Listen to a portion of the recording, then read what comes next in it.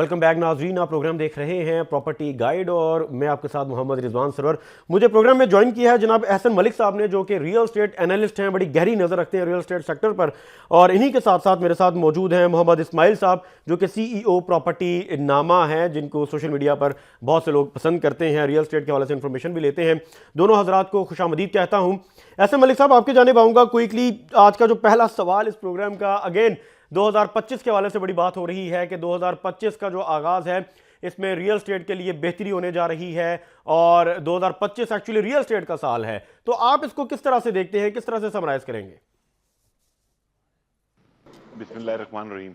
रिजवान साहब, no doubt कि 2025 का साल थोड़ी सी पॉजिटिव न्यूज़ लेकर आया। गवर्नमेंट की तरफ से थोड़ा सा पॉजिटिव स्टांस आया। उसने रियल एस्टेट और हाउसिंग और कंस्ट्रक्शन पे एक टास्क फोर्स बनाई और उसके ऊपर बड़ा सीरियसली काम हो रहा है। वर्किंग ग्रुप बने हुए हैं और डिफरेंट चीजों को डिस्कस किया जा रहा है, पैरामीटर्स को डिस्कस किया जा रहा है और एक एक चीज अंडर कंसिडरेशन आ रही है।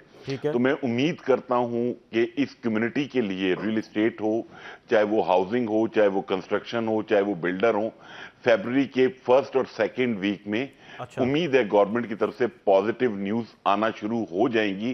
क्योंकि हमारी जो डिस्कशंस हैं बाय एंड ऑफ जनवरी वो खत्म हो जाएंगी और फिर वो कंक्लूजन की तरफ जाएंगी और वो तमाम डिस्कशंस प्राइम मिनिस्टर को प्रेजेंट होंगी और उसके बाद फिर वो इन शेप ऑफ आप ऑर्डिनेंस कह लें या लेजिस्लेशन की शेप में वो चीजें आ जाएंगी मार्केट में, जिसमें कि टैक्सेशन को कम किया जा रहा है। काफी लॉज ऐसे हैं लाइक जैसे 7E है, उसकी शेप को चेंज किया जा रहा है। FAD को कंसिडर किया जा रहा है कि ये गलती हो गई है। जी जी जी, FAD पे बड़ी बात हुई है, पहली दफा ये कानून लाया गया। जी हाँ। तो अब उसमें ये है कि अब हमने तो अपना पॉइंट ऑफ व्यू और with facts and figures present कर दिया कि जो गवर्नमेंट ने बजट प्रेजेंट किया था, ठीक है, उसमें जो रेवेन्यू के टारगेट सेट किए थे और आपने जो परसेंटेजेस बढ़ा के वो टैक्स कलेक्ट करना था, उसमें आप ये कह सकते हैं कि FBR नाकाम हुआ है।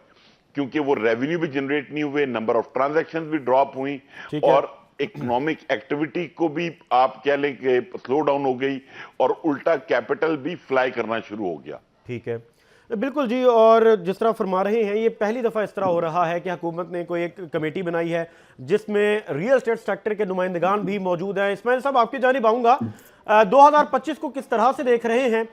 जिस तरह टास्क फोर्स का जिक्र किया है एहसन साहब ने, पहली दफ़ा इस तरह हो रहा है, रियल एस्टेट सेक्टर से लोगों को बिठा के मसाइल को सुना गया और उनके सोल्यूशन प्लान की तरफ भी देखा जा रहा है, जो कि मैंने गुज़िश्ता प्रोग्राम में सरदार साहब को लिया, सरदार ताहिर महमूद साहब को, तो वो फरमा रहे थे कि जी 15 दिन के अंदर हमें अंदाजा हो जाएगा कि हुकूमत संजीदा है या नहीं। भाई, तो आप इसको किस तरह से देख रहे हैं? 2025 उम्मीद तो है। 2025 जो है वो पॉजिटिविटी तो लेके आ रहा है, लेकिन इसलिए जितनी स्टेप्स हुकूमत, सबसे जो बड़ी इंपॉर्टेंट चीज है वो ये है कि जब तक पॉलिटिकल स्टेबिलिटी, तब तक ये मसाइल हल नहीं होंगे।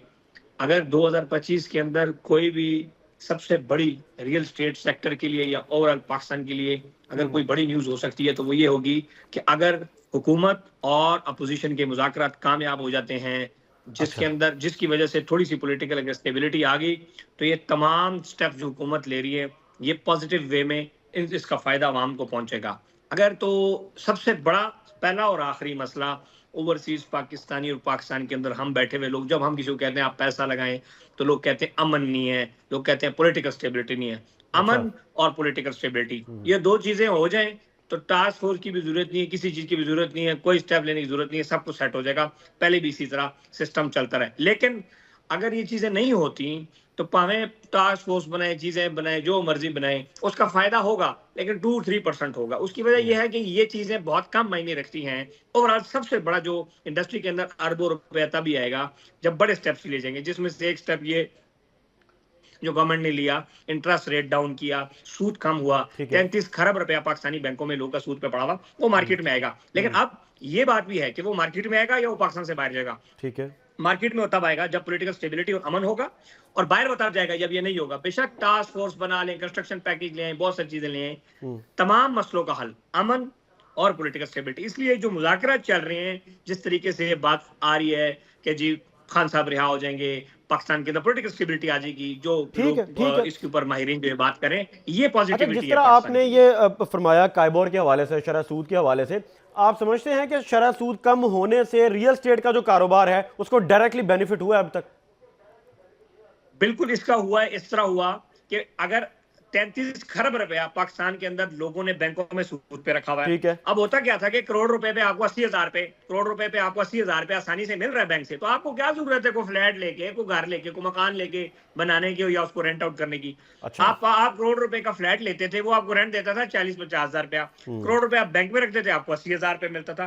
तो ठीक इस है। चीज ने लोगों को आसान आमदन की तरफ ले गया, जिसकी वजह से इकोनॉमी से पैसा निकल के बैंकों में चला गया। ठीक है। अब क्या हो रहा है कि अब एक बंदे का करोड़ रुपए जो बैंक में पड़ा हुआ है, इंडिविजुअल एक बंदा, इस तरह 33 खरब रुपए पड़ा हुआ है, ठीक है। 1 करोड़ पे अब उसको मिल कुछ भी नहीं रहा। जब कुछ नहीं मिलेगा, वो मजबूरन रियल स्टेट में आएगा, स्टॉक एक्सचेंज में आएगा, कोई रेडी लगाएगा, कोई काम करेगा, इकोनॉमिक एक्टिविटी शुरू होगी, उससे टैक्स आएगा, रोजगार बढ़ेगा, रियल स्टेट बढ़ेगी। तो बिल्कुल इसका डायरेक्ट इंपैक्ट है। लेकिन इसके साथ साथ एक चीज जो इसके साथ चलेगी वो यही है कि हुकूमत लोगों को अच्छे स्टेप्स, और ये जो चीजें चल रही हैं, रियल स्टेट रेगुलेटरी अथॉरिटी है, इस तरह किस्म के जो टास्क फोर्स है, ये भी साथ साथ थोड़ा सा अपना पुशअप देंगे, तो ये पैसा 33 खरब इस मुल्क के अंदर आ जाएगा। बिल्कुल ठीक। अदरवाइज ये बाहर चला जाएगा। ये बाहर चला जाएगा। मलिक साहब, आपकी जानिब आऊंगा, किस तरह से देख रहे हैं 2024 में इलेक्शन भी हुए हमने देखे, और बड़े वादे और बड़े दावे किए गए, उसके बाद चीज़ें इंटायरली डिफरेंट हो गई, ऑपोजिट हो गई। और बिजनेस कम्युनिटी को बड़े मुश्किलात का सामना करना पड़ा, रियल स्टेट सेक्टर के लिए बड़ी मुश्किलात का सामना करना पड़ा। हमने इस पर 12 प्रोग्राम्स भी किए।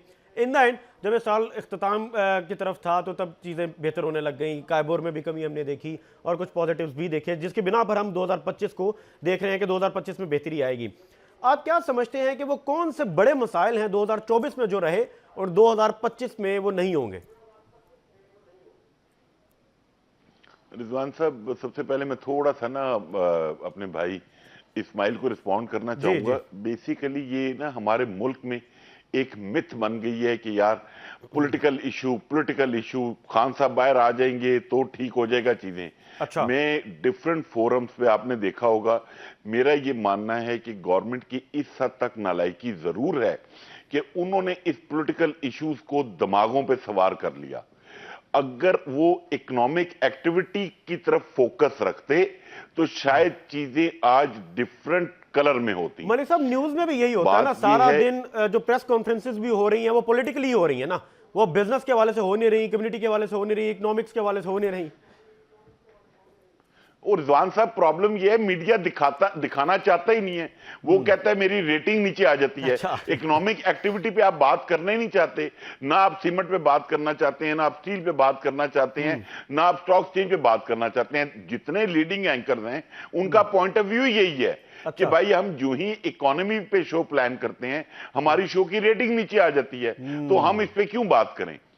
अभी इशू ये है कि जैसे अभी आपने 2024 की बात की, मेरी जितनी प्रैक्टिस है या जो मैंने इसमें होमवर्क किया हुआ है उसके मुताबिक 2024 का जो बजट प्रेजेंट किया गया टैक्सेशन के हवाले से, एफबीआर के उस वक्त के चेयरमैन की वो नालायकी का मुंह बोलता सबूत है। ठीक है। कि उन्होंने ऐसे फिगर प्रेजेंट किए जो अचीवेबल ही नहीं थे, जिनसे रेवेन्यू भी जनरेट नहीं होना था और इकोनॉमी ने भी चोक हो जाना था। बट सेंस प्रिवेल की है, गवर्नमेंट को अंदाजा हुआ है। राशिद लंगड़ियाल साहब समझदार आदमी हैं, हमारी जो उनके साथ डिस्कशन हुई, उनको जब चीजें क्लैरिटी के साथ बताई गई और दिखाई गई तो उन्होंने ये अंडरस्टैंड किया कि वाकई ही इकोनॉमी को जो चोक हुआ है वो हैवी टैक्सेशन की वजह से हुआ है। तो अभी ये इस तरीके का मैकेनिज्म लेकर आ रहे हैं कि गवर्नमेंट का रेवेन्यू भी ड्रॉप ना हो और लोगों का रोजगार भी चले। और जो इंडस्ट्री की डिमांड है गवर्नमेंट से, चाहे वो स्टील है, चाहे सीमेंट है, चाहे वो एल्युमिनियम है, कि मार्केट में डिमांड की सप्लाई, वो डिमांड क्रिएट हो और चीजें सप्लाई हो, तो वो एक अच्छा व्हील चलेगा, इकोनॉमी चलेगी इस पे। चलें, अब तो पूरी उम्मीद है, हम भी पूरी उम्मीद हैं कि 2025 में ये होगा। कुछ कायबोर के हवाले से बात हुई अभी, मैं चाहता हूँ जरा पहले इसको समराइज कर लें कि जो कायबोर में कमी हुई, जिस तरह इस्माइल साहब ने फरमाया कि उससे डायरेक्टली रियल स्टेट को फायदा हुआ है, मलिक साहब कुछ एक्सपेक्ट करें कि 2025 के आगाज में मजीद कमी नजर आ रही है काइबोर में? जी बिल्कुल, ये जनवरी में अगली मॉनेटरी पॉलिसी की मीटिंग है। वैसे तो कल प्राइम मिनिस्टर ने कराची में इंदिया दिया है कि जो स्टेट बैंक के पास को 800 बेस पॉइंट्स का कुशन अवेलेबल है। बट मेरा अपना आइडिया ये है कि 200 से 300 बेस पॉइंट तक अभी स्टेट बैंक इस जनवरी में करेगा और फिर 200 से 300 बेस पॉइंट वो मार्च की मीटिंग में करेगा, क्योंकि आपने इन्फ्लेशन आपकी नो डाउट नीचे आई है, उसके नए फिगर्स आने हैं। बट जो जैसे भी इस्माइल साहब ने कहा या जो इस वक्त हालात हैं, गवर्नमेंट को जल्दी करनी चाहिए ये पैकेज देने में, ये टैक्सेशन में रिलीफ देने में, क्योंकि ये कोई श्योरिटी नहीं है कि ये जो पैसे बैंकों में पड़े हुए हैं, अगर आपने पैकेज या पब्लिक को रिलीफ ना दिया तो नो डाउट ये कैपिटल फ्लाई कर सकता है, चाहे वो दुबई चला जाए, वो टर्की चला जाए, वो मलेशिया चला जाए, वो कहीं पे भी चला जाए। तो उसके लिए जरूरी है कि अच्छा जो जा चुका है ना, उसके ऊपर गवर्नमेंट का रिजवान भाई डिफरेंट पॉइंट ऑफ व्यू है। अच्छा। वो कहता है जो पैसा हमारी बुक्स में था ही नहीं, हम उसके लिए बॉदर भी नहीं करते। हाँ, उसके लिए ये जरूर है कि हमें पता चले कि रिजवान साहब या एहसन साहब या इस्माइल साहब के पास अनडिक्लेयर्ड अमाउंट थी और वो किसी सोर्स से दुबई पहुंची है, तो हम उनको पकड़ें और उनको चार्ज करें। ठीक है। तो वो गवर्नमेंट के कॉन्सेप्ट इस मामले में बिल्कुल क्लियर है कि जो पैसे बाहर चले गए हैं वो हमारी बुक्स में नहीं थे, इसलिए हमें उससे फर्क नहीं पड़ता है। ठीक है, ठीक है। अच्छा इस्माइल साहब, मैं आपकी जानिब आऊंगा। कैपिटल गेन टैक्स, इस पर कुछ आज हमने बात करनी है कि एक शख्स इन्वेस्टमेंट करता है, यकीनन जो इन्वेस्टर है, बड़ा इन्वेस्टर है, वो प्रॉफिट के लिए इन्वेस्टमेंट करता है। जब प्रॉफिट के ऊपर ये आपको 15 से 45% तक कैपिटल गेन टैक्स लगेगा, तो ये तो हमने राहें खोल दी कि यहाँ की इन्वेस्टमेंट, यहाँ का पैसा पाकिस्तान से बाहर ले जाएं। क्योंकि बाहर तो बहुत से बड़े ममालिक, जिनका मैं नाम नहीं लेता, तो आप जानते हैं कि वहां पर ये नॉन फाइलर वाला कॉन्सेप्ट ही नहीं है, यानी कि लोगों को बंद कर देना, नॉन फाइलर के लिए सफरी पाबंदियां लग रही हैं, फिर इस तरह के हमने स्टेटमेंट्स भी देखी। तो आप इसको किस तरह से देख रहे हैं? ये कैपिटल गेन टैक्स जो है, ये बड़ी मुश्किलात पैदा हो रही हैं इससे।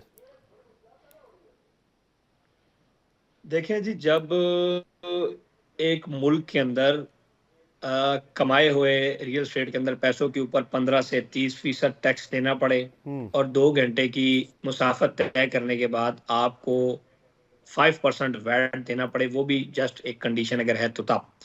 एक जगह आपको मजमूई तौर पे 15 से 20% सेल्स टैक्स, तो फलाने tax, Punjab duty tax, excise tax मिला के इतना पैसा देना पड़े। एक जगह अलग जी इनकम टैक्स अलग है, एक जगह आपको 2% सिर्फ 4% डीएलडी देना पड़े, एक जगह आपका जो टाइटल है वो महफूज नहीं है कि किसी भी टाइम आपके साथ कुछ भी हो सकता है, और एक जगह आपका टाइटल महफूज है, तो जाहिर बात है पैसा जाएगा। और दूसरा, ये गवर्नमेंट की बहुत बड़ी नालायकी है अगर वो ये कहें कि जी ये तो हमारे पैसे हमारे बुक्स में नहीं थे, तो चले गए। अल्लाह के बंदो, 100 पाकिस्तान की 100% इकोनॉमी का 70% पैसा जो है वो नॉन डॉक्यूमेंटेड इकोनॉमी है, जो कैश है। अगर आप अच्छे स्टेप्स लेंगे तो ये कैश आपके मुल्क के अंदर जब इन्वेस्ट होगा तो आप देखें कि आपका मुल्क कहां से कहां जा सकता है। ठीक है। तो इसके लिए जिस तरह एमनिस्ट्री चले नहीं दे सकते, पीछे से IMF का डंडा है, लेकिन कोई ना कोई ऐसा पैकेज ले आए कि लोग अपना पैसा जो कैश में पड़ा हुआ है उस सूरत में उसको इन्वेस्ट करें, चाहे वो इंडस्ट्री में करें, रियल एस्टेट में करें, किसी भी जगह करें, लोगों को रास्ते मिले, और जो रास्ते हों वो टैक्स फ्री हों या कम टैक्सेस वाले हों। आप रास्ता दें और 40% का टैक्स वो करें, तो हमारी आवाम का तो ज़हन ये मानता ही नहीं है। अब यूके में तो रह नहीं रहे कि 40% टैक्स देंगे, हमारी ज़हन ये एक्सेप्ट नहीं करता। बहुत जोर भी लगाएं तो ये ले आए कि चलें 5%, 10%, 12% दें और अपनी इन्वेस्टमेंट करें यहाँ पर। और हमने IMF की कौन सी बातें ज्यादा मान ली, जो एक आध बात यहाँ पे अड़फस चल रही है कि जी रियल एस्टेट को एमनेस्टी नहीं देनी, रियल एस्टेट को एमनेस्टी मिलती तो ये जो अरबों डॉलर बाहर गया है ये ना जाए, और जो अभी मजीद 33 खरब रुपए पाकिस्तान के बैंकों से अब वापस निकल रहा है, ये फ्लाई होगा, तो ये फ्लाई नहीं होना चाहिए, ये रुकना चाहिए। तो इसके लिए और इसके ऊपर पॉलिसी नजर नहीं आ रही? मलिक साहब ने जो कहा क्विकली इसके ऊपर, और ये जो कंस्ट्रक्शन पैकेज आ रहा है वो कोई पैकेज है कि नहीं, वो बस कंस्ट्रक्शन के ऊपर है कि आप ममटी बना लो, तो आपने डबल स्टोरी घर बनाया तो तीसरी स्टोरी बना लो, ये पैकेज है, इससे कुछ नहीं होता। ये बस आवाम की आंखों में धूल झोंकने वाली बात है। बड़ा काम करे, को बड़ा एक्शन ले।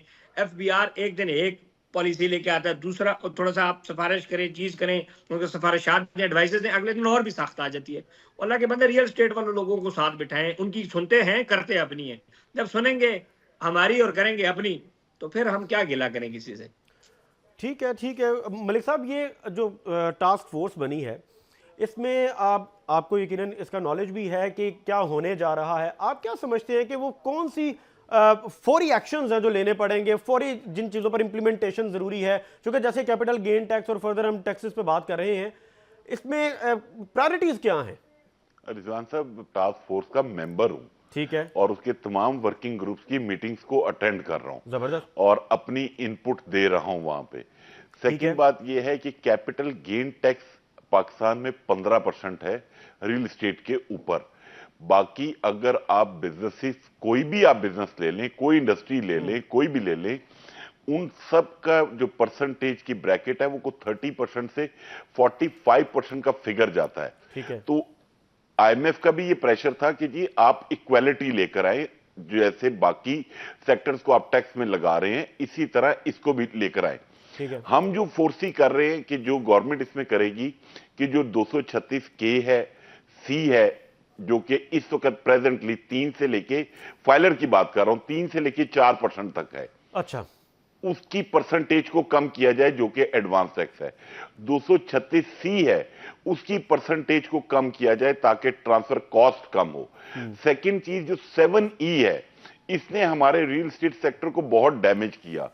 वो उसके अंदर ये है कि एग्जेम्पशंस लाई जा रही हैं, उसकी शेप चेंज की जा रही है, उसको खत्म नहीं किया जा रहा कि लाइक आपके एक आदमी के पास अगर कोई प्रॉपर्टी है, उसको 5 या 7 साल का टाइम दिया जाए कि वो उसके ऊपर कंस्ट्रक्शन कर ले, नॉन डेवलप प्रॉपर्टी को उसमें से बाहर निकाला जाए। ठीक है, उसके बाद जो एक और चीज है कि बिल्ट अप प्रॉपर्टी और जो कंस्ट्रक्टेड प्रॉपर्टी है उसको इसमें से एक्सक्लूड किया जाए। तो वो जो मतलब एक इस सारे सिनेरियो में ना, इन सारी चीजों को अगर एवेल्युएट करें तो प्रॉब्लम सबसे बड़ा ये था कि गवर्नमेंट ने जब बजट पेश किया तो उसके बाद प्राइम मिनिस्टर साहब ने नेशनल मीडिया पे आके काफी दफा ये कहा कि हमने इस दफा जो रियल एस्टेट को टैक्स किया है वो कम किया है, इससे नेक्स्ट टाइम इससे ज्यादा टैक्स करेंगे। जी, बिल्कुल। तो उसने भी इस मार्केट को बहुत डैमेज किया। जी हाँ, जी हाँ, तो पॉजिटिव चीज ये है कि गवर्नमेंट अपना स्टांस चेंज कर रही है और उसके बाद हम इसको देखते हैं। अल्लाह करे, जैसे मैंने आपको बताया है कि जो डिस्कशंस या जो मिनट्स बन रहे हैं उनमें तो चीजें पॉजिटिव है, अगर उनको वो इंप्लीमेंट हो जाती हैं तो उसके बड़े दूरदर्श नतायज मिलेंगे पाकिस्तान की इकोनॉमी को। बेरोजगारी खत्म होगी, इकोनॉमिक एक्टिविटी स्टार्ट होगी और काफी बिल्डर्स और डेवलपर्स को टाइटन अप भी करने जा रहे हैं लोगों को। अच्छा, ये तो तभी होगा मलिक साहब जब ये इम्प्लीमेंटेशन हो जाएगी और फौरी हो जाएगी, क्योंकि गुज़िश्ता पूरा साल हम इसी पे बात करते हुए आए हैं कि इम्प्लीमेंट नहीं हो रही, पॉलिसीज़ तो बनी हुई हैं और हुकूमत संजीदा भी है। बहुत सारे हुकूमती नुमाइंदगान ने भी हमारे प्रोग्राम में आके कहा कि हम बड़े संजीदा हैं इस हवाले से और रिलीफ देना चाहते हैं, लेकिन इन द एंड हमने देखा टैक्सों की जो भरमार हुई, इस तरह हो नहीं सका, कुछ कोई इंप्लीमेंटेशन हो नहीं सकी कि जिसमें रिलीफ दिया गया हो। और ये भी आप जानते हैं कि कंस्ट्रक्शन पैकेज की बात कब से हो रही है, ये डायरेक्टली इसका ऐलान किया गया, मगर वो पैकेज क्या है आज तक उसकी कोई तफसीलात नहीं आई, वो पैकेज में कोई रिलीफ दिया गया या नहीं, कोई बात नहीं हुई। तो ये तो बड़ी परेशान कुन सिचुएशन है जब इंप्लीमेंट नहीं होगी ऐसी चीज़ें। नाज़रीन, गुफ्तगू का सिलसिला इसी तरह जारी रहेगा, मगर अभी वक्त हुआ एक छोटे से ब्रेक का, आप कहीं मत जाइएगा। वेलकम बैक नाज़रीन, आप प्रोग्राम देख रहे हैं प्रॉपर्टी गाइड और गुफ्तगू का सिलसिला वहीं से जारी रखते हैं। मैं बड़ा एक आम आदमी का जो सवाल हमें फीडबैक आता है जी, वो मैं आपके सामने रखना चाहता हूँ। इस्माइल भाई, आपकी जानिब आऊँगा। कुछ दोस्त ऐसे हैं, जिस तरह डीएचए की मैं बात कर लेता हूं कि फलां डीएचए में उन्होंने कोई 1 से 1.5 साल पहले प्लॉट लिया है और इस वक्त 40 to 50% उनके प्लॉट्स माइनस में हैं। इस तरह के लोगों के साथ भी मसाइल हैं कि जो ऑन ग्राउंड प्रॉपर्टी खरीद रहे हैं, लेकिन इन द एंड उन्होंने 1-1.5 साल के अंदर बहुत ज़्यादा प्रॉपर्टी में एक डाउनफॉल देखा, स्लम्प देखा। तो उनके लिए क्या मशवरा है, उनके लिए क्या अब उनको क्या तजवीज़ देंगे कि क्या कोई बेहतरी होने जा रही है? क्योंकि इंस्टॉलमेंट पे भी प्लॉट बिकते हैं, आपको पता है, डीएचए में भी बिकते हैं, बहरिया भी लॉन्च हुए, पेशावर की बात कर ले, कोयटा की बात कर ले, लेकिन इन द एंड वो माइनस में है प्रॉपर्टीज। इसको किस तरह से देख रहे हैं? देखिए, इसके ऊपर तो ओवरऑल गवर्नमेंट को या किसी को वो नहीं कहा जा सकता। ये तो रियल स्टेट साइकिल है जी, ये रियल स्टेट साइकिल है चाहे डीएचए है, बेगे टाउन है, पाकिस्तान के अंदर कोई भी रियल स्टेट है। अब देखें 2020 में जब हम बहुत ऊपर थे रियल स्टेट में, तो उस टाइम दुबई डाउन था। 2008 में आप दुबई को देख लें कहाँ पे था, 2014 में हम बहुत ऊपर थे। तो ये तो एक रियल स्टेट साइकिल है जो कि चलता रहता है। अब आम एक वक्त आता है, वो पैसा इन्वेस्ट करती है, फिर वो एग्जिट लेने की कोशिश करती है। तो जब सारे एग्जिट लेने की कोशिश करते हैं, सप्लाई ज्यादा हो जाती है, डिमांड कम हो जाती है, रियल स्टेट डाउन हो जाती है। दूसरा फिर साथ साथ जो सबसे बड़ा मसला अमन और पॉलिटिकल स्टेबिलिटी ये है कि यहाँ पर मिसाल के तौर पे आपको ये नहीं पता कि कल क्या होगा। जब आपको ये नहीं पता, ठीक देखें है। हम सिर्फ इसकी बात ना करें ना कि एक प्लॉट है आपका डीएचए बैरिया में, हाँ। यहाँ पर उन लोगों को देखें जो बहुत बड़ा पैसा इन्वेस्ट करते हैं इस मुल्क के अंदर, ठीक है, जी जो जी। बड़े बड़े प्रोजेक्ट्स हैं, चीजें हैं, वो क्यों इस अपनी चीजों के साथ मुखलस नहीं है। उनको आप देखें, आप पिंडी के अंदर देख लें, लाहौर के अंदर आप देख लें, ऐसे बहुत सारे प्रोजेक्ट्स हैं जो कि सही काम कर रहे हैं, जिसको आप कहेंगे कि यार ये अच्छे लोग हैं, Yeah. इनके पास 8-10 हजार कनाल जमीन भी है, गवर्नमेंट की तरफ से एनओसी नहीं मिल रहा। एनओसी नहीं मिल रहा। आप एक 5 मरले घर के एनओसी बनाने चले जाएं, ब्यूरोक्रेसी आपको नचाती है, एक ग्रेड का अफसर आपको टूटी हुई कुर्सी पे बिठाता है, इज्जत नहीं है, चीजें। तो ये वो तमाम चीजें हैं जो आपको इस बात में मजबूर करती है कि आपकी रियल एस्टेट ऊपर नहीं जा रही। सही ओवरऑल तो सही। अगर आप देखें जो प्रॉपर्टीज, रियल प्रॉपर्टीज, चाहे वो बहरिया है, डीएचए है, जो कि इसका एक पक्का रेट होना चाहिए था, वो रेट आज भी है। लेकिन जिन लोगों ने हाइप में परचेजिंग की है, हाँ। उसकी आप जिम्मेदार आप हमें या किसी को नहीं ठहरा सकते, क्योंकि वो हाइप थी। हाइप में लोगों को चीज बेचनी चाहिए। हमारे यहाँ लोग हाइप में चीजें खरीदते हैं। आज आप देखें ना, रियल एस्टेट डाउन है, लोग कम इन्वेस्ट कर रहे हैं, हालांकि लोग तो अब ऐसी इन्वेस्ट सूरत करना हाल में चाहिए, हल चीज क्या सस्ती है। होता है? ऐसी सूरत हाल में हल क्या होता है कि लोग तो सर घबरा इस के सूरत हाल में सिर्फ एक हल ये है, इंफरादी तौर के ऊपर अगर किसी के पास हाँ। प्रॉपर्टी है, वो अपनी प्रॉपर्टी को होल्ड रखे, और अगर कहीं किस्तों पे प्लॉट लिए हुए, अपनी किस्तें दें, चीजें देखे, और साथ साथ जो है गवर्नमेंट को चाहिए कि वो चीजों को लीगलाइज करे। जिस तरह अथॉरिटीज हैं वो अपना काम करें, लोग को एनओसी दें, काम करने दें, कंस्ट्रक्शन करने दें, चीजें करने दें, एनओसी तंग में कम क्या किया जाए। मसाइल, इसमाइल साहब आप देखते हैं एनओसी में क्या मसाइल आते हैं किसी भी डेवलपर को? एनओसी तो आप देखें, इस टाइम आप देखें ना, फॉर एग्जाम्पल मैं रावलपिंडी की बात करूं, आरडीए के अंदर 400 हाउसिंग प्रोजेक्ट्स प्लस प्रोजेक्ट्स होंगे जिनको आज तक एनओसी नहीं मिला, जिनको या ये भी नहीं बताया जाता कि आपको एनओसी क्यों नहीं मिला। ठीक ठीक है, है। मरी में आपकी कंस्ट्रक्शन बैन हो गया, इधर सोसाइटीज, और मजे की बात है 8 साल से सोसाइटियों पे काम भी हो रहा है, ठीक एनओसी है। भी नहीं देते और काम भी करने दे रहे होते हैं। काम तो इस तरह नहीं होता ना, मिली भगत से हो रहा होता है, कहीं ना कहीं से अंडर द टेबल उनकी सेटलमेंट्स हो रही होती हैं। ठीक है। लेकिन एट द एंड उस प्रोजेक्ट को एनओसी मिलता है जो बहुत पावरफुल हो या अच्छा। जिसकी सेटिंग बहुत ऊपर लेवल पर हो, उसको कहीं एनओसी मिलता है। एक आम बंदा जो कि अच्छा काम भी करने की कोशिश करे, उसको एनओसी नहीं मिलता। फिर यही है, या वो फ्रॉड करेगा, या वो 2 नंबरी करेगा, या वो फिर भाग जाएगा इस मुल्क से। बहुत सारे लोग भागे, सूद 1 करोड़ पे 10 लाख रुपया, 5 लाख रुपया, लाख रुपया महीना देने वाले मॉल्स जो बना रहे थे सूद वाले, वो भाग गए। किसने रास्ता दिया, किसने उनको दिया? आज नैब एफआईए नोटिस जारी करता है। अब नोटिस का क्या फायदा, वो तो चला गया, दुबई बैठ गया, उसका तो कोई फायदा नहीं ना। तो स्टार्ट से चीजों को देखना चाहिए, और पकड़ा वो जाता है जो मुल्क में बैठा हुआ काम कर रहा है। इंक्वायरियां हाँ। रेज ठीक हो है। रही है जी, ठीक अच्छा है। पैसा क्यों आया, कहाँ से आया, किस तरह है। ओ भाई, जो मुल्क के अंदर पैसा लेके आया और वो काम कर रहा है, उससे क्यों पूछ रहे हो? उसको काम करने दो। जो लेके जा रहा है उससे ठीक। पूछें, जो मलिक लेके साहब, आ रहा है उससे नहीं पूछा जाता। मलिक साहब यहाँ ये पर उल्टा चल रहा है सिस्टम। मलिक साहब इस तरह के जो मसाइल हैं ये भी एड्रेस होने चाहिए। जिस तरह की अब कमेटी बन गई है, यकीनन एक खुशाइंद बात है। ये रियल एस्टेट के लोगों को, आप जैसे लोगों को अगर कमेटी का हिस्सा बनाया है तो आप मसाइल भी यकीनन बताए हैं आपने वहाँ पर, और उनके सोल्यूशन के लिए काम कर रहे हैं। तो ये जो ग्रास रूट लेवल पर मसाइल हैं वो भी, जिस तरह अभी इस्माइल भाई ने बताया, और साथ ये एनओसी का जो मसला, और ये बहुत बड़ा मसला है। लाखों लोगों की इन्वेस्टमेंट हुई होती है किसी एक हाउसिंग प्रोजेक्ट में, और फिर वो फ्रॉडलेंट एक्टिविटी हो जाती है, फिर उसके बाद वो सारी जिंदगी इन्वेस्टमेंट नहीं करते पाकिस्तान में जो ओवरसीज हैं। तो ये तो बहुत बड़ा एक गंभीर किस्म का मसला है। तो ये ऐसे मामला भी हैं जिनको एड्रेस किया गया है।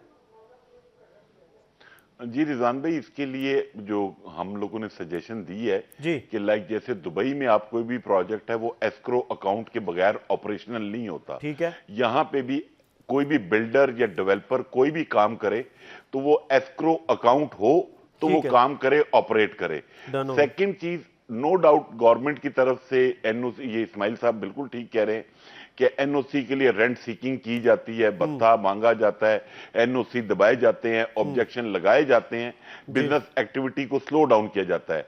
बट इसके साथ साथ बिल्डर और डेवलपर भी कोई कसर नहीं छोड़ते।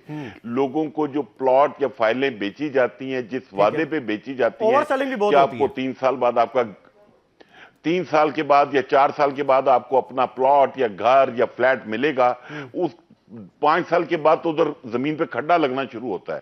ठीक तो है। उसके लिए भी एक सजेशन दी गई है कि जो भी बिल्डर या डेवलपर जो चीज सेल करेगा अच्छा। वो specific plot, flat, street, sector जो मेंशन होगा वो ओनर बायर की कंसेंट के बगैर चेंज नहीं हो सकता। अच्छा। और जो टाइमलाइन दी जाएंगी उनको फॉलो किया जाएगा। अगर फॉलो नहीं करेगा तो वो बिल्डर और डेवलपर को पेनलाइज किया जाएगा। तो अच्छा। मैंने आपसे कहा कि इंशाल्लाह ताला मुझे उम्मीद है कि अब जो सामने चीजें आएंगी, जो डॉक्यूमेंटेशन सामने आएगी, उसमें पब्लिक को भी काफी ट्रस्ट होगा और ओवरसीज पाकिस्तानी का भी ट्रस्ट अच्छा बहाल मलिक साहब, होगा और चीजें बहुत बेहतर। मलिक साहब, बात जिस तरफ चल पड़ी है तो इस पर तो फिर इस तरह के भी कुछ पैरामीटर्स बनने चाहिए कि प्रोजेक्ट्स को मार्केट कर दिया जाता है और उसकी भरपूर एक दबा के मार्केटिंग की जाती है और ऑन ग्राउंड अक्सर लैंड भी नहीं बाय की होती, जो बायर अपना डेवलपर होता है उन्होंने खरीदी भी नहीं होती ज़मीन, और फिर उस पर सेलिंग होती है और फिर इतनी सेलिंग होती है कि वो ओवर सेलिंग हो जाती है और फिर कल को फ्रॉडलेंट एक्टिविटीज़ होती हैं। तो ये पैरामीटर सेट किसने करने हैं, इस हवाले से भी यकीनन कोई बात तो होनी चाहिए। जी बिल्कुल रिजवान साहब, इसके ऊपर हमारा एक अदारा बना हुआ है, डीएनएफबीपी। ये फैटफ के दौर में आया था। अच्छा। और फैटफ जब ग्रे लिस्ट से हम पाकिस्तान बाहर निकल गया तो ये क्वाइट हो गया बिल्कुल। तो इसको स्ट्रेंथन करने की कोशिश की जा रही है और क्योंकि इसका नेटवर्क पूरे पाकिस्तान में अवेलेबल है। ठीक है। और जैसे यहां पे अक्सर प्रॉब्लम ये होता है कि रिजवान साहब अपने भाई को खुद ही प्लॉट ट्रांसफर करने चले जाते हैं हाँ। Without any involvement of state agent. ठीक इस है। चीज को खत्म किया जा रहा है। अच्छा। जब तक रियल एस्टेट एजेंट इन्वॉल्व नहीं होगा तब तक प्रॉपर्टी ट्रांसफर नहीं होगी, कोई ओनरशिप ले उसकी। ठीक है। मतलब मेरे आपके मोहल्ले में, मार्केट में कोई बार्बर, कोई वेजिटेबल फ्रूट शॉप वाला, वो भी रियल एस्टेट एजेंट बना हुआ है। ठीक है। तो ऐसे इस चीज की जो लाइसेंसिंग का मैकेनिज्म है बड़ा उसको जरूरी भी है, बड़ा मतलब ये जरूरी है। चीजें भी अंडर डिस्कशन आई हैं। अक्सर अच्छा। लोग पैसे लेके, एडवांस लेके भाग जाते हैं। तो इन चीजों का भी मैंने आपको बताया ना कि हर चीज को बड़ा कैटेगोरिकली स्टडी किया गया है और उस पर सजेशंस और इनपुट डाली गई हैं। ठीक है। मतलब चीजें टाइटन अप होंगी बिल्डर डेवलपर पे भी और रियल एस्टेट एजेंट के ऊपर भी। यानी आपका कहना यह है कि एड्रेस तो हो गए हैं मसाइल और इन पर पूरी उम्मीद भी है कि कुछ ना कुछ इंशाल्लाह बेहतरी आएगी। इस्माइल साहब, आपने पिंडी इस्लामाबाद की बात की और जिस तरह आपने जिक्र किया कि वहाँ तो बेतहाशा सोसाइटीज़ ऐसी हैं जिनका अब कोई इस तरह से वो लॉन्च तो बहुत बड़े लेवल पे हुई लेकिन उसके बाद ऑन ग्राउंड रियलिटी कुछ और थी और उन्होंने करोड़ों रुपए का बल्कि अरबों रुपए का जो है वो इन्वेस्टमेंट्स करवाई लोगों की और इस वक्त वो मौके पे कुछ भी नहीं है और शायद वो डेवलपर्स भी पाकिस्तान में मौजूद नहीं हैं। तो आप किस तरह से देखते हैं इसके बाद जो पाकिस्तान का एक इमेज होता है, जो इन्वेस्टर जो पाकिस्तान में इन्वेस्टमेंट करता है, चूंकि यहाँ पर इस्लामाबाद में कुछ ऐसे प्रोजेक्ट्स हैं जिनको मैं ज़ाती तौर पर जानता हूँ कि जहाँ पर करोड़ों रुपया इन्वेस्ट हुआ डिफरेंट इन्वेस्टर्स का और फिर उसके बाद उन्होंने कैंपेन भी लॉन्च की कि उनके साथ ज़्यादती हुई और फिर वो पाकिस्तान से बाहर भी जा चुके हैं। तो किस तरह से देखते हैं कि ये इन द एंड कोई इदारा यहाँ पर हाथ नहीं डालता, क्योंकि जब आप एनओसी का एक तरफ जिक्र कर रहे हैं कि एनओसी देने में मुश्किलात का सामना होता है तो इस तरह के मामला भी तो लोग कर जाते हैं। देखें, स्टार्ट में जब कोई प्रोजेक्ट लॉन्च होता है डेवलपमेंट अथॉरिटीज और इदारों सबको पता होता है क्या हो रहा है, लेकिन स्टार्ट में जब सेटिंग की जाती है तो उनको ये कहा जाता है बस आप साल खंड खामोश रहें, हमें अपना काम करने दें। अच्छा, आप ये कह रहे हैं कि इसमें इदारे मुलविस होते हैं जिन्होंने हाथ डालना है। ज़ाहिर बात है, आप देखें उसमें ये होता है ना कि आप देखें ये कैसे हो सकता है कि गवर्नमेंट इतनी पावरफुल गवर्नमेंट होती है, उसका काम होता है, उनको तनख्वाहें मिल रही होती हैं, एजेंसीज हैं, ठीक है। उनको पता होता है कि देखिए ना एक इश्तिहार चल रहा है कि 1 करोड़ पे आप 1 लाख रुपए का रेंट लें, बिल्डिंग बनी भी नहीं है। बिल्कुल तो ये ठीक तो है। एक अंधे को भी पता है कि ये फ्रॉड है, तो क्या अथॉरिटीज को नहीं पता? वो पता होता है, लेकिन चूंकि उसमें पावरफुल लोगों को साथ मिलाया जाता है ठीक है। सिस्टम, और फिर जब कोलैप्स हो जाता है फिर वो कहते हैं जी इनको नोटिस दें, ये कर लें, वो कर लें, इंक्वायरी खोल गई, फिर वो जनाब अली बाहर बैठे होते हैं। तो ये स्टार्ट से ही ये चीज देखनी चाहिए कि कौन 1 नंबर काम कर रहा है, कौन 2 नंबर काम कर रहा है। और दूसरी बात यह कि फिर गवर्नमेंट की तरफ से अगर रिस्ट्रिक्शंस ज्यादा सख्त आ जाती हैं तो फिर लोग दूसरा रास्ता इख्तियार कर लेते हैं। तो मैं ये समझता हूँ, मैं यहाँ पर एक ही सजेशन देना चाहता हूँ कि यहाँ पर अगर कोई बड़ा पैसा इन्वेस्ट करना भी चाहता है, उसको नहीं पता कि मेरे साथ क्या होगा। अच्छा। जिस तरह SIFC बनी है, स्पेशल इन्वेस्टमेंट फैसिलिटेशन काउंसिल, इस तरह एक काउंसिल के अंदर ये क्लियर ऐलान कर अगर का पाकिस्तान में करना चाहता है वो आए, SIFC उसको इस चीज की जमानत देती है कि उसको कोई इदारा तंग नहीं करेगा। हाँ, ये पैरामीटर्स हैं, इसमें एक नंबर तरीके से काम करें। आप देखें 700-800 मिलियन डॉलर आपका एक दिन में लोग, मैं रजिस्टर करने को तैयार हूँ, लेकिन मैं डेवलपमेंट अथॉरिटी किसी और जगह काम करने को नहीं तैयार हूँ। मुझे पता है मैं जलील हूँगा, मुझे पता है ग्रेड ए से लेकर ग्रेड आगे तक मुझे जलील किया जाएगा। सो इस किस्म के प्रिकॉशन आने चाहिए कि गवर्नमेंट को SIFC जिस तरह बनी, बाहर से जो लोग आ रहे हैं मिलियनियर्स, वो इन्वेस्ट कर रहे हैं रिकॉर्डिक्स में, ऑयल में, रियल स्टेट के लिए कोटा होना चाहिए कि वो पाकिस्तानी या वो पाकिस्तान से बाहर ओवरसीज पाकिस्तानी जो $1 मिलियन के अंदर अपना कोई प्रपोजल दे, कोई बिल्डिंग बनाना चाहता है, कोई प्रोजेक्ट करना चाहता है, उसको 1 विंडो ऑपरेशन, यहीं पर उसका सब कोई काम होगा, सारा काम उसका यहाँ से होगा। और SIFC उसकी जिम्मेदारी लेगी कि इसको कोई ब्यूरोक्रेसी तंग नहीं करेगी। तो आप देखें पैसा कितना आता है यहाँ पे, एक दिन एक पॉलिसी, दूसरे दिन दूसरी पॉलिसी, तीसरे दिन कहता है मैनू नहीं खोया, मेरा हिस्सा कितना गया। फिर जब इस किस्म के सिस्टम होंगे तो फिर मुश्किल होगा। अच्छा इस्माइल साहब, ये जिस तरह आप जिक्र कर रहे हैं डेवलपर्स के हवाले से, एक आम आदमी का सवाल है जो मैं आपके सामने रखना चाहता हूँ कि एक आम आदमी ने तो इन्वेस्टमेंट कर दी, खास तौर पर मैं इस्लामाबाद पिंडी का जिक्र छड़ा है तो मुझे बड़े केसेस याद आ गए कि उसने जो बाइंग कर रखी है इस्लामाबाद के प्रोजेक्ट्स में, और इसमें बहुत से ऐसे प्रोजेक्ट्स भी हैं जो गालिबन 2019 में 18-19 में लॉन्च हुए और आज तक उन्होंने पोजेशन नहीं दिया, आज तक ऑन ग्राउंड रियलिटी कुछ और है, आज तक सिर्फ वादे हैं। तो वो कहां पर स्टैंड करता है, वो क्या करे? उसको तो यकीन ही नहीं है कि अगले 2 साल भी उसको प्लॉट नहीं मिलना है या नहीं मिलना। कल को डेवलपर भी पाकिस्तान से बाहर चला जाता है, तो आम आदमी के लिए कोई ऐसा शेल्टर है जहां पर जाके वो गुजारिश कर सके, अपनी एप्लीकेशन दे सके या अपनी रिकवरी कर सके? इस हवाले से कोई आपके नॉलेज में है कि हुकूमत प्रोटेक्ट करती हो? भाईजान, किसी भी जगह कोई प्रोटेक्शन नहीं है। अगर मैंने एक प्लॉट लिया एक जगह पर, मेरे से पूरी पेमेंट ले ली गई है, मुझे प्रॉपर्टी नहीं दी गई, तो इसका बाकायदा तौर पर एक सिस्टम होना चाहिए इदारों के अंदर, नैब के अंदर या कहीं पर, कि मैंने एप्लीकेशन दी कि ये मेरा प्लॉट है और मुझे प्लॉट नहीं मिला, तो फौरी तौर पे नैब उनको बुलाए, उनको कहे कि ये एक डेवलपर आपने जो प्लॉट दिया, इससे डेवलपर चार्जेस भी लिए या नहीं लिए, तो जिन्हें वो लें और इसको प्लॉट अलॉट करें 1 हफ्ते के अंदर। ठीक है। यहाँ पर 8-8 हजार 10-10 हजार लोग, लेकिन वो बाहर बैठे हुए, ये कहते हैं हम बाहर से नहीं लेके बुला सकते। तो फिर ये मसला, फिर प्री बारगेनिंग हो जाती है, जनाब अली 10 अरब देने ने, तुसी 2 अरब दो तो जाओ। फिर इस किस्म का, फिर जहाँ पे जो कानून इतना आसानी से बनाया गया है कि आपका पैसा सिर्फ आपके ऊपर लायबिलिटी है, आप किसी फ्रंटमैन के नाम सारी चीजें कर दें, बेशक जेल में बैठ जाए, 10 अरब रुपया बंदा लेवे तो जेल साल खंड अच्छा गुजर ही जाता, कोई मसला नहीं, साल बाद बाहर आ जाएंगे। कानून लोग को पता है ना जी, अदालत को पता है, मैं 10 अरब रुपया खा जाऊं, साल जेल में रहूंगा, वापस आ जाऊंगा, उधर भी बचाऊंगी, जिंदगी गुजारूंगा, बेल हो जाएगी, वापस आ जाऊंगा। इधर लोग को पता है, इधर फ्रॉड करना ज्यादा आसान है, 1 नंबर काम करना मुश्किल है। 1 नंबर काम है, आप 1 नंबर है, आपको जैसे ही कुछ सामान आएगा फौरी रुपया आप जाएंगे, जी बताएं कौन सी, वो आपको कहेंगे ये हुआ वो हुआ। जो फ्रॉड कर रहा है ओ जनाब अली खुले फिर कोई टेंशन ही नहीं, उन्होंने बेला लगी है, केस कहना एक आध केस और हो गया। ये इस्माइल साहब जो टॉपिक आपने छेड़ दिया है ना कि फ्रॉड करना आसान है, इस पर पूरा शो इंशाल्लाह हम प्लान करेंगे और इस्लामाबाद की सोसाइटीज में करेंगे ये शो, आपके साथ मिलकर इंशाल्लाह करेंगे, आपको जरूर दावत देंगे उसमें। मुझे प्रोग्राम में शुमैला सिद्दीकी साहबा ने भी ज्वाइन किया है जो कि इस्लामाबाद चैम्बर ऑफ कॉमर्स की एग्जीक्यूटिव मेंबर भी हैं, आपको खुशामदीद कहते हैं। शुमैला साहबा, 2025 का आगाज है और गुज़िश्ता प्रोग्राम में बात हुई कि 2025 जो है ये रियल एस्टेट का साल है, तो आपको क्या वजह क्या लगती है, क्यों ये रियल एस्टेट का साल है, क्या होने जा रहा है 2025 में?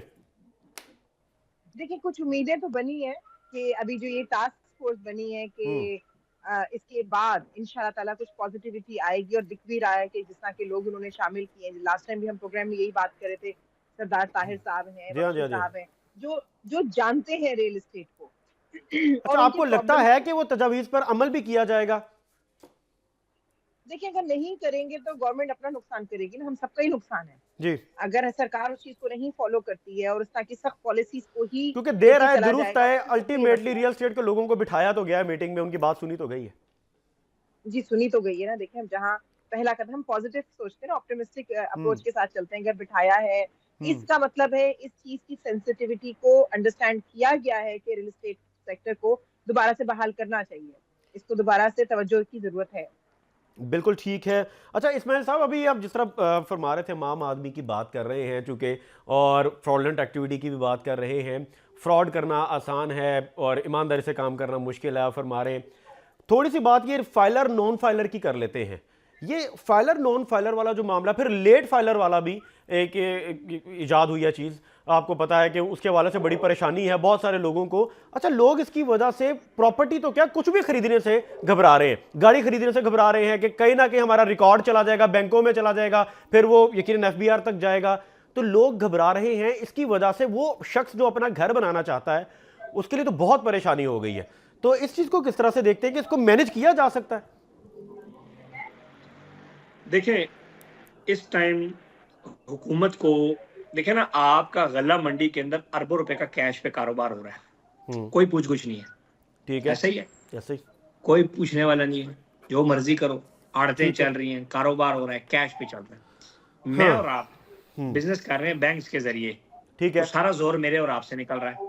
ठीक है, नोटिस मुझे आ रहे हैं, आपको आ रहे हैं, क्योंकि आप बैंक यूज कर रहे हैं। ठीक है। तो क्यों फिर बंदा फाइलर हो?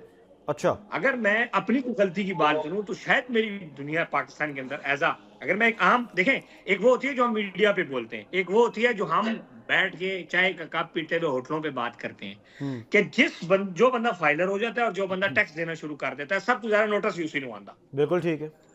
अच्छा, आप एक टैक्स दें, दूसरा नोटिस, दूसरा दें, तीसरा। अब देखें, अब पंजाब रेवेन्यू अथॉरिटी आ गई, रेवेन्यू अथॉरिटी, हम पंजाब रेवेन्यू अथॉरिटी को भी टैक्स देते हैं, एफबीआर को भी देते हैं, डिस्ट्रिक्ट काउंसिल का भी देते हैं, जो भी है, ठीक है, एक्साइज टैक्स भी देते हैं, सब कुछ देते हैं। ठीक है। लेकिन 90% बिल्डर है जो कि नहीं देता, जो नहीं देता उससे पूछा ही नहीं जाता, और जो देता है उससे पूछा। सेम यही मसला है कि अगर आप इंक्वायरीज देखें एफबीआर में, जिन लोगों की खुली है, वो लोग हैं जो कि 7-7, 8-8, 20-20 साल से टैक्स देते हुए आ रहे हैं। ठीक है।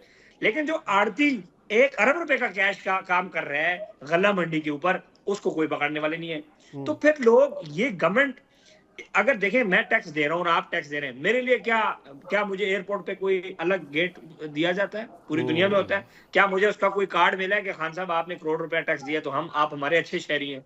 क्या मुझे कोई इजाफी बेनिफिट मिला? कोई भी नहीं मिला। तो ये वजह है कि लोग जब ये देखते हैं कि जो टैक्स दे रहे हैं वो भी बराबर, नहीं दे रहे वो भी बराबर, तो फिर कहना है ना ही दो तो ठीक है। लेकिन ये गलत है, ये देना। हम कहते हैं हम अच्छे शहरी, हम टैक्स देंगे, देते रहेंगे, और इसके ऊपर वीडियोस और करते हैं। लेकिन गवर्नमेंट को डिफरेंस करना चाहिए, और जो नहीं दे रहा, जो नॉन फाइलर है, उसको पकड़े, उसको फाइलर करे। नॉन फाइलर की इस्तिलाहात ही खत्म होनी चाहिए, पूरी दुनिया को फाइलर करना चाहिए, चीजें करनी चाहिए। तो फिर क्यों नहीं देगा? जिस तरह हम दे रहे हैं लोग भी दें, लेकिन जब आसानी नहीं होगी तो लोग देंगे नहीं। आसान किया जाए काम को ताकि लोग टैक्स दें। शुमाइला सिद्दीकी साहब, आपका क्या व्यू है इसके हवाले से? जो लोग ईमानदारी से काम करना चाहते हैं और फाइलर हैं, क्योंकि फाइलर वाला टॉपिक छिड़ गया है, तो जो फाइलर हैं खास तौर पर, और उनकी तमाम तर जो तफसीलात हैं वो इदारों के पास हैं, बेहतर काम करना चाहते हैं, हम तो चले उनकी बात तो हमने कर ली ना, जो काम नहीं करना चाहते, जिनकी जो बदनीयत है, वो पाकिस्तान में इन्वेस्टमेंट करवाते हैं और पैसा लेके बाहर चले जाते हैं। लेकिन जो करना चाहते हैं, जो डिलीवर भी करना चाहते हैं, रियल स्टेट के आप देख लें, बेशुमार ऐसे डेवलपर्स हैं जो डिलीवर करना चाहते हैं, मगर वो ये जो मसाइल हैं इनमें घिर जाते हैं और उनके कई साल गुजर जाते हैं और लोगों की इन्वेस्टमेंट ज़ाया हो जाती हैं। तो इनके लिए एक रिलीफ, जो फौरी रिलीफ की ज़रूरत है, वो आप क्या देखती हैं? वजह क्या है, क्यों नहीं रिलीफ दिया गया अभी तक? अच्छा, सबसे पहले हमें खुद में भी थोड़ा सा झोल है। हम खुद भी हमें खुद को भी ठीक करने की जरूरत है। मैं बहुत सारे लोगों को जानती हूँ, और मैं नाम नहीं ले सकती, बहुत सारे लोगों का, बहुत सारी खवातीन हैं जो बहुत अच्छे लेवल पे बिजनेस कर रहे हैं, कर रही हैं, मगर वो फाइलर नहीं होना चाहती हैं। अच्छा। नहीं, इससे बड़े मसले हो जाएंगे। मतलब इतना मिसकॉन्सेप्शन है, इतना गलत लोगों को इन्फॉर्मेशन है, राइट इन्फॉर्मेशन ही नहीं राइट तरीके से पहुंच रही होती है। फाइलर के लिए आसानियां भी हैं यकीनन, आप ये कह रही हैं? ऑफ कोर्स आसानियां हैं, ऐसा नहीं कि आसानियां नहीं है। ठीक है। बहुत सारी आसानी है। आपने गाड़ी चेंज करवानी है, आपने गाड़ी नहीं खरीदनी है, फाइलर है तो जाहिर सी बात है आपके ऊपर बहुत सारे और बेनिफिट्स मिलते हैं, लेकिन हम वो बेनिफिट्स की तरफ जाते ही नहीं है। एक तो हमें अपने एंड पे भी, जरूरी नहीं है कि जो गवर्नमेंट बना रही है पॉलिसी सिर्फ वही हम उसको ही एड्रेस करें, हमने वहां पे भी एड्रेस करना है जहाँ पे हम आम आवाम समझना ही नहीं चाह रहे हैं उसके बेनिफिट्स को। तो उसमें मैं जरूर ये कहूंगी कि सोशल मीडिया का सहारा लें, जो आप आजकल आपकी जो 3 से 4 सेकंड का सबका एक अटेंशन स्पैन होता है, तो इसमें आप राइट इन्फॉर्मेशन जरूर दें। बकायदा उन इदारों की तरफ से जाए वो राइट इन्फॉर्मेशन, ताकि लोग इसकी तरफ, यानी जो पॉलिसीज बन रही हैं, आप ये फरमा रही हैं, जो पॉलिसीज बन रही हैं आम आदमी को समझने के लिए उस पर बात होनी चाहिए सोशल मीडिया पर। देखिए, हमारे चैम्बर में इस तरह के बहुत सारी कॉन्फ्रेंसेज होती हैं, बैंक्स आते हैं, एफबीआर से लोग आते हैं, डिफरेंट डिपार्टमेंट से लोग आते हैं, सीडीए से आते हैं, हर जगह से लोग आते हैं और बताते हैं कि ये हो सकता है। लेकिन वहां कोई आएगा, सुनेगा, तभी उसी को पता चलेगा। जो नहीं आ रहा और घर पे बैठा है, तो उसको कैसे इन्फॉर्मेशन जाएगी? वो सिर्फ ये आपके हाथ में जो गैजेट है, फोन, इसके थ्रू जा सकती है। एक तो मैं इस चीज पे एड्रेस करना चाहूंगी। दूसरा जाहिर आसानियां होनी चाहिए। इन्होंने भी बात की कि एक्स्ट्रा बेनिफिट नहीं मिल रहे। मैं तो कहूंगी कि हमें बेसिक बेनिफिट्स नहीं मिल रहे जो मिलने चाहिए। कहीं ना कहीं उनको भी अच्छा, एड्रेस आप करना चाहिए, चलें कहीं ना बता कहीं दीजिए एक कौन ब्रिज से डाला है। बेनिफिट्स मिलने चाहिए, क्योंकि हमारा प्रोग्राम बड़े ख़ास लोग हैं वो देखते हैं, और हम अपने प्रोग्राम के ज़रिए, हमारा ये मकसद बिल्कुल नहीं है कि हम कोई नेगेटिव बात करें। हमारा मकसद है कि हम इस्लाह करें, हम तनकीद बराए इस्लाह करते हैं ताकि कोई बेहतरी हो सके रियल एस्टेट सेक्टर में। जी सो बिल्कुल। आप क्या समझती हैं कि वो कौन से मसाइल हैं जिनको फौरी तौर पर एड्रेस करना चाहिए और सोल्यूशन की तरफ आना चाहिए? सबसे पहले तो राइट इन्फॉर्मेशन लोगों के पास जानी चाहिए। जो टैक्स से लोग भाग रहे होते हैं, टैक्स पेयर होने से भाग रहे होते हैं, ओहो गवर्नमेंट ने तो कह दिया जी सफर नहीं कर सकेंगे अगर आप टैक्स पेयर नहीं है, आपको वीजे नहीं लग सकेंगे, आपको ये काम नहीं हो सकेगा। भाई ठीक है, आप उसको डरा रहे हैं, पहले ठीक है, पहले उसके बेनिफिट्स तो बताएं। ये एड्रेस करने की ठीक है। जरूरत है। दूसरी ये कि बेसिक जो भी आपका जो भी आपके बेनिफिट्स फिर उसके अंदर फॉल कर रहे होंगे, वो बेनिफिट्स जब आप आवाम को देंगे तो रिलीफ मिलेगा, तो नेचुरली और जैसे कि लोग क्या उसकी तरफ बेनिफिट्स माइल हैं होंगे। शुमाइला साहब, जैसे कि क्या बेनिफिट्स? जैसे गाड़ी आप खरीदते हैं, घर खरीदते हैं, आपको आसानियां होनी चाहिए पॉलिसीज में। आपके लिए बहुत फिजिबल होना चाहिए किसी भी चीज को बाय करना, स्पेशली टैक्स पेयर के लिए एक एक्स्ट्रा उनको जो है वो इम्पोर्टेंस मिलनी चाहिए। जब आपको एक प्रायोरिटी इम्पोर्टेंस मिलेगी तभी तो बाकी लोग उस तरफ आएंगे ये ना। ह्यूमन साइकी भी है, कुछ फैसिलिटेट कर रहे होंगे जी तो यकीनन लोग खुशी से, जो डरा के उनको फाइलर करना है वो खुशी से होंगे। मैं रिजवान यहाँ पे एक बात कहूँ, मैं जी, जर्मनी में थी और मैं अपने एक फ्रेंड की तरफ ठहरी हुई थी। वो लोग ना, उन्होंने कहा हम 48% टैक्स देते हैं। तो मैंने कहा इतना ज्यादा टैक्स आप लोग पे करते हैं और आप लोग खुश हैं? कहते अच्छा। हैं यार हमसे 80% ले लें, we don't mind that, because हमें जो ये लोग दे रहे हैं उसके बदले में मेडिकल हमें है, इंश्योरेंस हमारी है, बिल्कुल ठीक। हमें गाड़ी चेंज करनी है, कुछ हो जाए तो वो बदल के दे देते हैं आपको चीजें, जरा सा कुछ हो जाए सही तो। सही सही सही। वो मतलब मैं बड़ी हैरान हुई सुन के कि उन्होंने बड़े उससे कहा कि यार ये हमसे बेशक जो है वो 70% 80% टैक्स ले लें, मगर उसके बदले में जो हमें फैसिलिटीज मिल रही हैं स्पेशली मेडिकल को लेके, मगर अफसोस हमारी के साथ कहना मेडिसिन को पड़ता है शुमैला लेके। साहब, यहाँ तो मेडिकल की जो हमने बात छेड़ी है, और मेडिकल की और एजुकेशन, ये दोनों चीज़ें सबसे ज़्यादा महंगी हैं इस वक्त हमारे मुल्क में। और लोगों के मसाइल ही ये हैं, अगर कोई घर में एक शख्स बीमार हो जाए तो पूरी फैमिली की आजमाइश आ जाती है। बच्चों को पढ़ाना हो तो एक आजमाइश है आज के दौर में। तो इन्वेस्टमेंट कहाँ से करनी मेरे है ख्याल से लोगों ने? यहाँ पे एक बात मैं कहूंगी, जैसे अगर मैं टैक्स पेयर हूँ और मेरा बच्चा स्कूल में पढ़ता है तो मेरे लिए फीस पैकेज डिफरेंट हो जाए, ठीक है, थोड़ा सा हो, लेकिन मुझे होगा अच्छा मैं टैक्स पेयर हूँ तो मैं वर्किंग लेडी हूँ, ये अच्छी मेरा बच्चा तजवीज़ आ अगर गई पढ़ आपकी, रहा है ठीक है। तो यानी कि ये आप ये बड़ी कह रही अच्छी हो जो टैक्स तजवीज है। पेयर्स हैं उनके लिए मेडिकल में भी कुछ सहूलियात होनी चाहिए, एजुकेशन सेक्टर में भी और कुछ सहूलियात होनी एजुकेशन चाहिए। में भी, और हर जगह, ये नहीं है कि सिर्फ गवर्नमेंट सेक्टर में, प्राइवेट सेक्टर में भी। बिल्कुल ठीक है। इस्माइल साहब कुछ कहना चाह रहे हैं आप? है ना। अब यूएई के अंदर फॉर एग्जांपल एक बंदे की 2 मिलियन की इन्वेस्टमेंट है, उसको एक कार्ड देते हैं, उसको कहते हैं गोल्डन वीजा। अब वीजा तो हर बंदे के पास होता है, बिल्कुल ठीक है। लेकिन जब आप 2 मिलियन इन्वेस्ट करते हैं उस हाँ, पर आप सिर्फ 4% डीएलडी टैक्स देते हैं, सिर्फ 4%। ठीक है, आपको वो देते हैं गोल्डन वीजा। ठीक है, वो एक प्रेस्टीज सिटीजनशिप है, आपकी लाइन अलग होती है, ठीक है। आपकी बात ज्यादा सुनी जाती है, वैसे भी बात सुनी जाती है, लेकिन आपको एक प्रोटोकॉल मिलता है ना, वैसे ही आप एक उसमें होते हैं। देखिए पाकिस्तान के अंदर वो बंदा जो करोड़ रुपए टैक्स दे रहा है और वो बंदा जो जीरो दे रहा है वो बराबर है। बिल्कुल ठीक है। जो अगर आपने गाड़ी लेनी बोली ना, वो तो सभी टैक्स दे रहे हैं, नॉन फाइलर भी दे रहे हैं, फाइलर थोड़ा सा कम होगा, अच्छा फिर ऐसे फाइलर भी जो एक टैक्स नहीं देने, फाइलर और पे ने। गवर्नमेंट को प्रेस्टीज सिटीजनशिप कॉन्सेप्ट लेके आना चाहिए। पूरी दुनिया में होता है कि अगर आप इस स्लैब को क्रॉस कर रहे हैं, ओके, आपको एक बैंक का जो कार्ड होता है ना, इस तरह का एक कार्ड दे दिया जाए और उसकी रियल में इज्जत रखी जाए। ये कार्ड एक फॉर एग्जांपल इसमें लिखा प्रेस्टीज सिटीजन ऑफ पाकिस्तान, ठीक है, कि आप टैक्स पे रहे हैं, आप सालाना 50 लाख दे रहे हैं, सालाना 1 करोड़ रुपए दे रहे हैं, आप अच्छा काम कर रहे हैं, तो आप हमारे लिए प्रेस्टीज सिटीजन है। आप पासपोर्ट बनाने जाएंगे तो आपको प्रेस्टीज सिटीजन का लाइन अलग है, आप पुलिस कंप्लेंट दर्ज करने जाएंगे तो आपका अलग है, आप एयरपोर्ट पे आ रहे हैं तो आपकी जेब के अंदर तलाशी लेंगे, लेकिन आपको ना इज्जत के साथ थोड़ा सा एफआईए डील करेगी। जब है, ये चीजें हो जाएंगी तो हर बंदा इस कोशिश करेगा कि यार उसके पास प्रेस्टीज सिटीजन हो, जैसे बैंक का प्लैटिनम कार्ड होता है, गोल्डन कार्ड होता है। एक बंदा कहना ना यार कि मैंने अब प्लैटिनम कार्ड क्या है, आपको कोई फायदा नहीं, सिर्फ एयरपोर्ट पे आपको 2 कप चाय फ्री मिलती है, बिल्कुल ठीक लेकिन है। एक प्रेस्टीज लोग एक कहते हैं यार अट्रैक्शन हम पैदा लें, कर दी, एक सहूलत दे दीजिए। अट्रैक्शन। अब एक बंदा जो कख भी नहीं दे रहा वो भी बराबर, ठीक ਜਿਹੜਾ है। ਦੇ ਰਿਹਾ ਉਹ ਵੀ ਬਰਾਬਰ। ਫਿਰ ਤੁਸੀਂ ਮੈਨੂੰ ਦੱਸੋ ਕਿ ਕੌਣ ਟੈਕਸ ਦੇ ਸੀ? ਫਿਰ ਟੈਕਸ ਸਿਰ ਹਾਂ ਇਸ ਟਾਈਮ ਉਹ ਲੋਕ ਟੈਕਸ ਦੇ ਰਹੇ ਨੇ ਜਿਹਨਾਂ यूके ਜਾਣਾ, ਅਮਰੀਕਾ ਜਾਣਾ, ਸਿਰਫ ਔਰ ਸਿਰਫ गवर्नमेंट वीजे एम्बेसी लगवाने। जैसे डॉक्यूमेंट्स हंसते वो थोड़ा बहुत टैक्स दे देते हैं। बिल्कुल ठीक। लेकिन अगर हम भी टैक्स दे रहे हैं, हम एज अ सिटीजन दे रहे हैं, काम कर रहे हैं, अच्छा, और जो नहीं भी बनता वो भी टैक्स देते हैं, हाँ, पंजाब रेवेन्यू अथॉरिटी को भी दे रहे हैं, सबको दे रहे हैं, एक सिस्टम होना चाहिए, सबसे बड़ी टैक्स पेयर को ठीक है। इज्जत चाहिए। चलो इज्जत तो किसी दी नहीं है वैसे भी, लेकिन थोड़ा सा जरा ज्यादा दे रहा हुआ थोड़ी सी इज्जत दागदार है। बिल्कुल ठीक है जी, सिस्टम होना चाहिए और वो लोग जो टैक्स पेयर हैं और ख़ास तौर पर वो जो हाईली टैक्स पेयर्स हैं उनके लिए सहूलियात डिफरेंट होनी चाहिए, उनके लिए कुछ प्रोटोकॉल्स होने चाहिए जो कि एक इटसेल्फ एक अट्रैक्शन पैदा कर दे और आसानी पैदा कर दे कि लोग फाइलर भी खुद हों और टैक्स भी आसानी से और खुशी से दे सकें, ना कि उनको डरा धमका के टैक्स लिया जाए या उनको फाइलर किया जाए। पॉलिसी में कुछ बेहतरी लाने की ज़रूरत है। यकीनन जो पाकिस्तानी है वो पाकिस्तान की खिदमत करना चाहता है, टैक्स देना चाहता है, मगर प्रोसेस जो है वो आसान कर दिया जाए तो इंशाल्लाह चीज़ें बेहतरी की तरफ जाएंगी इंशाल्लाह। अगले प्रोग्राम के लिए मोहम्मद रिजवान सरवर को इजाज़त दीजिए।